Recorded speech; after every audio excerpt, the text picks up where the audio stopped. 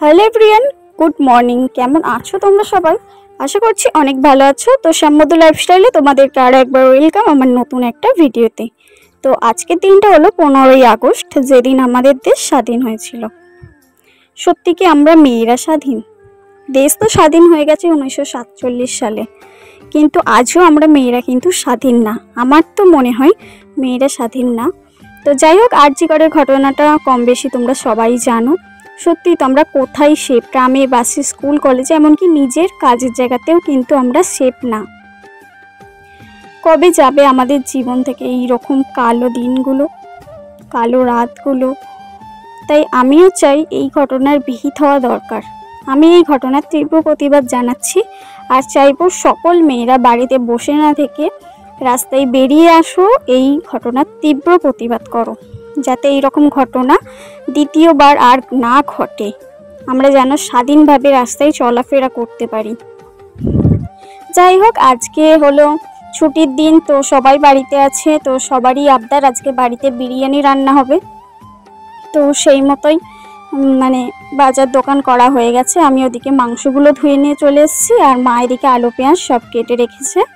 আর এই দাদাটা আজকে আমাদের বাড়ি এসেছে ঘুরতে। তো চলো আজকের ব্লগটা দেখতে থাকো, আশা করছি অনেক ভালো লাগবে। আর হালকা করে তোমাদের বিরিয়ানি রান্নার রেসিপিটা শেয়ার করব। চলো ব্লগটা দেখতে থাকো। এখানে আছে মিঠা আতর, কেওড়ার জল, ঘি, সব কিছুই রাখা আছে।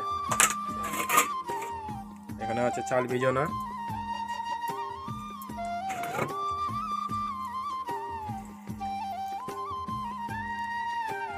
এখানে বাপি বসিয়ে দিয়েছে গরম জল। গরম জলের মধ্যে এলাচ, তেজপাতা, লবঙ্গ, সাদা তেল দিয়ে দিয়েছে। আর বিরিয়ানির আলু কীরকম হয় কম বেশি তোমরা সবাই জানোই। দেখো, দুটো মাঝারি সাইজের আলুকে তো দু টুকরো করে কেটে নেওয়া হয়েছে। তারপরে কিন্তু নুন হলুদ দিয়ে হালকা করে একটু সিদ্ধ করে নেওয়া হলো, আর ওই জলেই কিন্তু মাংসগুলোকে এবার সিদ্ধ করে নেওয়া হবে। দেখতে পাচ্ছ এখানে আমাদের মাংসটা কিন্তু সিদ্ধ হয়ে গেছে। তারপরে ওই কড়ার মধ্যে একটু তেল দিয়ে আলুগুলোকে ভেজে নিতে হবে লাল লাল করে। আর এই যে এখানে আমাদের দেখো আলুগুলোকে কিন্তু একদম লাল লাল করে একদম সফট করে কিন্তু ভেজে নেওয়া হয়েছে। আর এখানে কিন্তু বেরেস্তাটাও দেখো ভাজা হয়ে গেছে। তো পেঁয়াজগুলোকে সরু সরু করে কেটে একটু নুন মাখিয়ে রাখবে, তারপরে কিন্তু ছাকা তেলে ভেজে নিলেই রেডি হয়ে যাবে বেরেস্তা। আর এইদিকে আমি মাকে একটু কাজে হেল্প করছিলাম, তো সেই জন্য এখানে দেখো দুধ, হালকা একটু গরম জল, আর হচ্ছে ফুড কালার, আর গোলাপ জল, কেওড়ার জল, মিঠা তো সব কিছু পাইল করে নিয়েছি। আর এখানে আমাদের ভাতটা কিন্তু একদম রেডি হয়ে গেছে। তো এখানে একটা বড় গামলাতে হালকা করে একটু ঘি মাখিয়ে নিয়ে তো সেটাতে এখন ভাতগুলো ঢেলে নিয়ে তাতে একটু ঘি, তারপরে ঘি, কেওড়ার জল, গোলাপ জল, তারপরে হচ্ছে তোমার বেরেস্তা, সব কিছুই হালকা হালকা করে পাইল করে নিতে হবে, আর কিছুটা করে রেখে দেবে। আর তারপরে এদিকে কড়াইয়ে কিন্তু মাংসটা কষা হচ্ছে।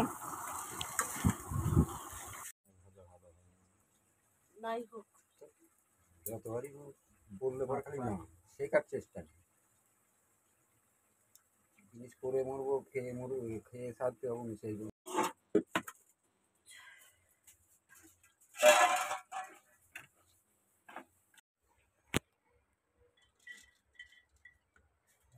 কাঁচা মাংস নিয়ে আসবো, ছোট্ট ছোট্ট ছোট্ট ছোট্ট লেগ পিস হবে।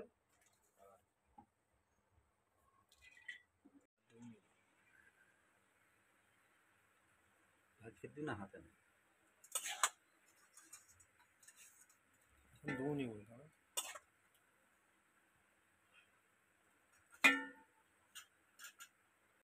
আর এই যে এখানে আমাদের সব কিছু রেডি হয়ে গেছে। তো ভাত আর চিকেনগুলোকে কিন্তু থাক থাক করে ভালো করে সাজিয়ে দেওয়া হয়েছে।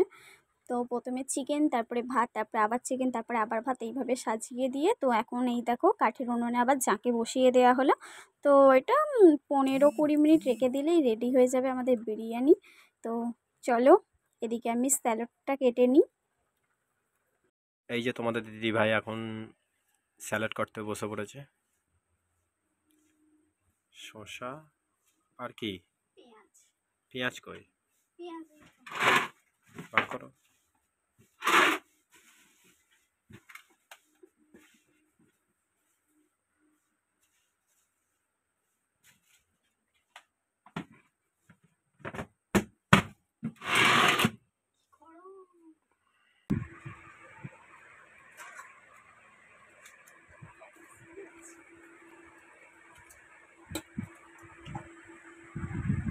কেমন হয়েছে ভাই?